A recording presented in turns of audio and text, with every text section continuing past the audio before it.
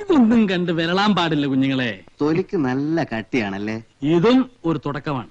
അടുത്ത പ്രാവശ്യം അവള് പിച്ചാത്തിക്ക് കുത്തും, അതോടെ ഒടുക്കം. നിങ്ങൾ ഈ സിനിമയിലൊക്കെ ലവ് സ്റ്റോറീസ് കണ്ടിട്ടുണ്ടോ? ഒരു ക്ലാഷോട് കൂടിയാണ് ലവ് ആരംഭിക്കുന്നത്.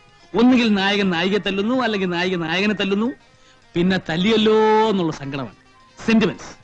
ഇത് പ്രേമത്തിലേക്ക് വഴിവെക്കുന്നു. പിന്നെ പ്രേമം, പിന്നെ ആത്മഹത്യ, അല്ലെങ്കിൽ വില്ലൻ തല്ലി കൊല്ലും, കല്യാണം. ചുമ്മാ കയറി പ്രേമിച്ചാൽ ആദ്യം ഏത് പെണ്ണു ഒന്ന് ഉടക്കും. അത് അവരുടെ സ്വഭാവമാണ്. അതമ്മാവൻ പറഞ്ഞ ശരിയാ. വർഷം കുറയായി പലതിന്റെയും പുറകെ നടക്കും. ഇതുവരെയായിട്ട് ഒറ്റ എണ്ണം പോലും തിരിഞ്ഞു നോക്കിയിട്ടില്ല. അതിന്റെ രഹസ്യം എന്താ? തല്ലു കൊണ്ടിട്ടുണ്ടോ? ഇഷ്ടം പോലെ.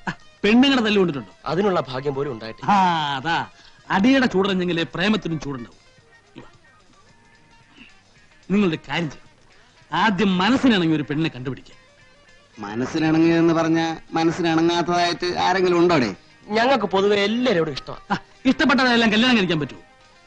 തറവാട്, പാരമ്പര്യം, സ്വഭാവം, സൗന്ദര്യം, അങ്ങനെ എല്ലാം എത്തിണങ്ങിയ ഒരു പെണ്ണെ കണ്ടുപിടിക്കുക. എന്നിട്ട് എന്നെ കാണിച്ചില്ലേ, ഒരു 3 മാസത്തിനുള്ളിൽ അവളെ പ്രേമത്തിൽ കുടുക്കി കല്യാണം കഴിപ്പിച്ചു തരുന്ന കാര്യം ഞാൻ ഏറ്റു. ഉറപ്പാണ്? ഉറപ്പ്. നേരാണോ? നേരെ. ഇല്ലെങ്കിൽ എന്നത്തെ ഇങ്ങനെ വിളിച്ചു ആചരിപ്പിക്കുന്നു.